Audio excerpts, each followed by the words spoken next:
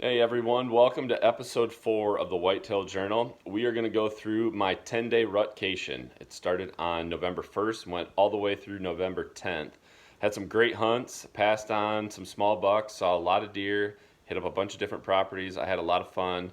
Um, Ended up getting a shot at a buck and an arrow in a buck on November 10th on my last day. And unfortunately, I did not recover that deer. It's still really hurts. It honestly hurts doing this video, but I wanted to paint the picture for you guys of what happened, what we did, and ultimately show you the entire story. So here you go. First some highlights, and then we'll go through my shot.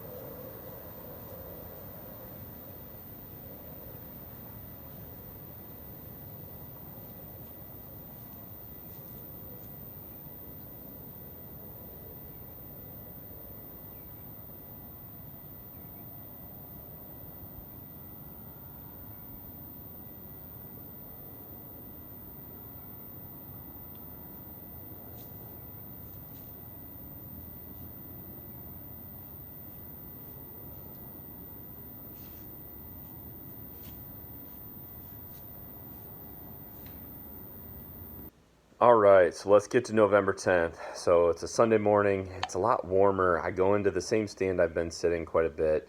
Honestly, just hoping to shoot a doe because I'd been seeing a bunch of them with the about 20-degree warmer temp. I didn't really think I'd see a buck, but first year I see 8:15. Here comes a nice 2.5-year-old tall rack 7-point.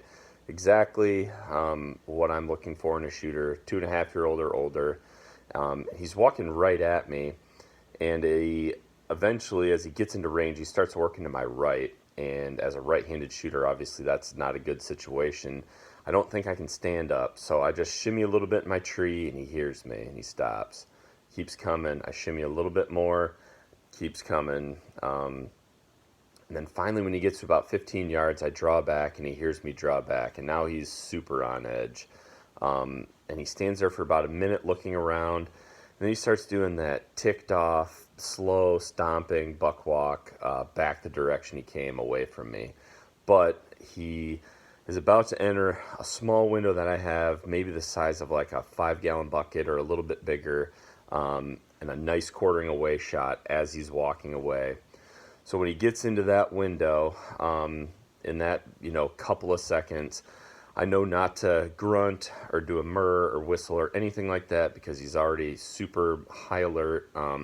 He just gets into that window. I aim as low as I can to shoot over this bottom branch, and basically just try to be as low as I can on his body, expecting him to duck a little bit, but still give me a nice entry exit if he doesn't duck. So I squeeze the trigger, aiming right at his off shoulder, and my arrow, when I release it, is flying exactly where I want it to. It goes right over that bottom branch, right through that hole.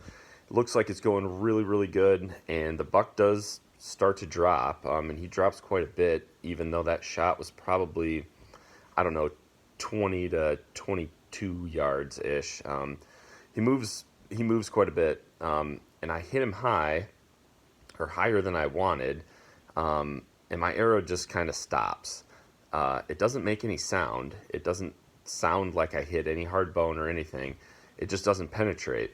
And the buck bounds off, and so I'm sitting there thinking, like, what the heck just happened? Didn't sound like a shoulder, didn't sound or appear to be like a spine shot or anything like that. It was a little higher than I wanted, but it wasn't bad. It just didn't penetrate. So the buck bounced off. I don't hear any crashing, anything like that. For about 30 minutes, I get down, and I do find good blood about 20 yards from where I shot. So I'm feeling a little bit better. I call my buddy to come out and help me track. One, just to have somebody else, and two, just to make me wait and not go try to track this thing too quick. As I'm waiting for my buddy, actually as I'm talking to him on the phone, I walk across the driveway that I came in on, and I come across, probably 60 to 70 yards from my shot, just a complete, the red carpet treatment. I mean, exactly what you would want to see bow hunting. There's two big piles of just bright red, frothy, bubbly blood, and then there is just a line of blood that looks like, the deer's probably walking, but it's just a perfect line leading into this thicket. And so at that point, I'm thinking, okay, we're in a lot better shape than I thought. I got through. I must have hit off shoulder and it just stopped, but we're in good shape. As I'm waiting for my buddy to get there, I backtrack from that point to my stand, and I end up finding my arrow, and my arrow's just kind of weird. So the arrow had fallen out. Nothing was broken. The shaft wasn't broken. The broadhead wasn't bent. There were not any bent or broken blades. It basically looked perfect. And it was really hard to tell how much penetration I got because the blood on it was kind of like there'd be blood on, 50% of the shaft, not the other side, and then bare shaft, and then some blood and bare shaft, and blood and bare shaft. So I couldn't really tell how much penetration I got. All the blood was good, bright red, but I guess from that driveway segment that I found 70 yards ahead, I felt okay. I felt pretty good. So when my buddy showed up, this was probably about 10 o'clock, we started tracking, so it's been about an hour and 45 minutes.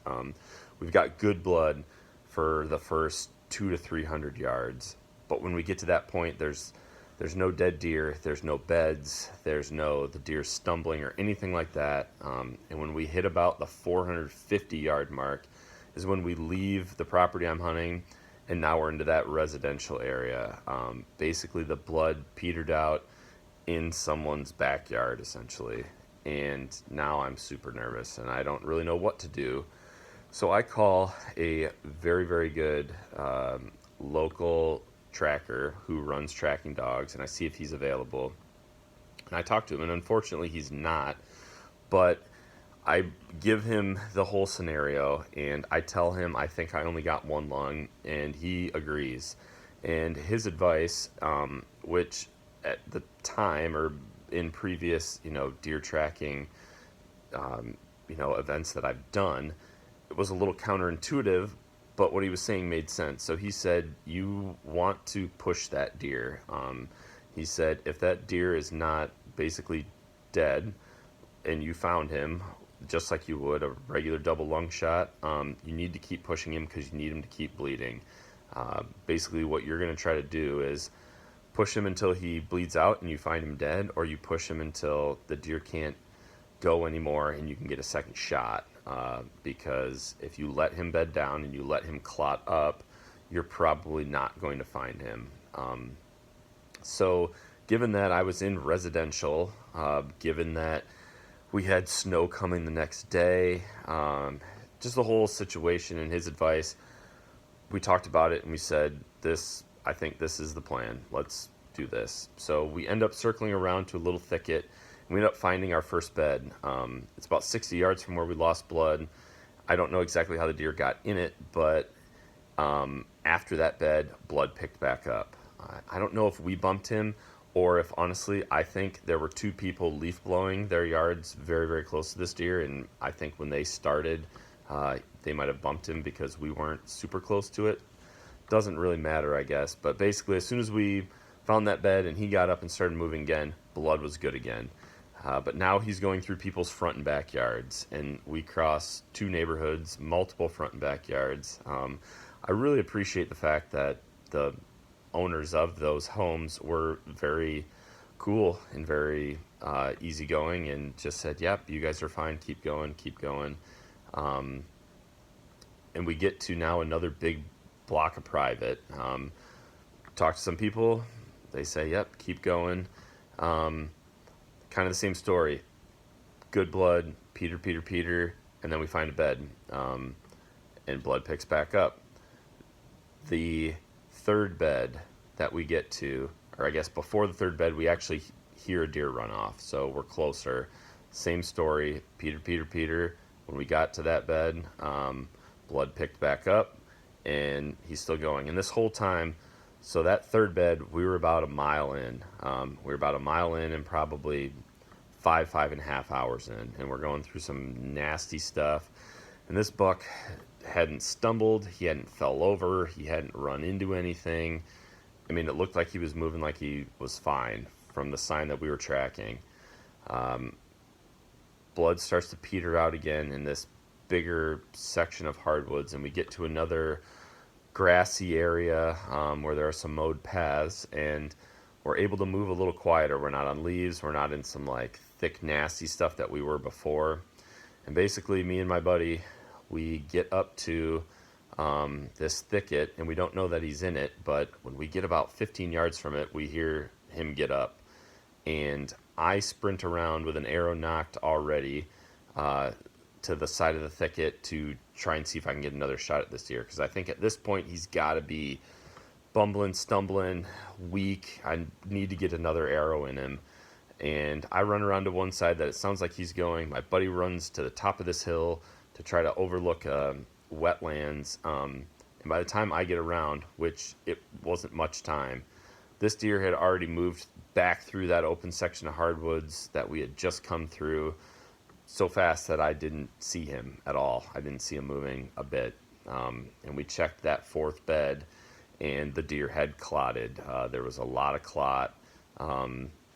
Basically at that point, probably 200 yards after that, we had some blood, but the blood petered out, and then it stopped back in that big open section of hardwoods, and there was two huge swamp systems left and right of where blood petered out, and straight to the east,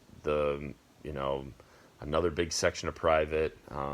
We circled, we checked swamps, we walked as far as we can with what we had access to, and we found nothing. So basically, at that point, we were we were done. We were out of light. We were out of sign. That deer was moving like we hadn't even touched him. And that's when it really sunk in. That's when it really, hurt. It really sucked.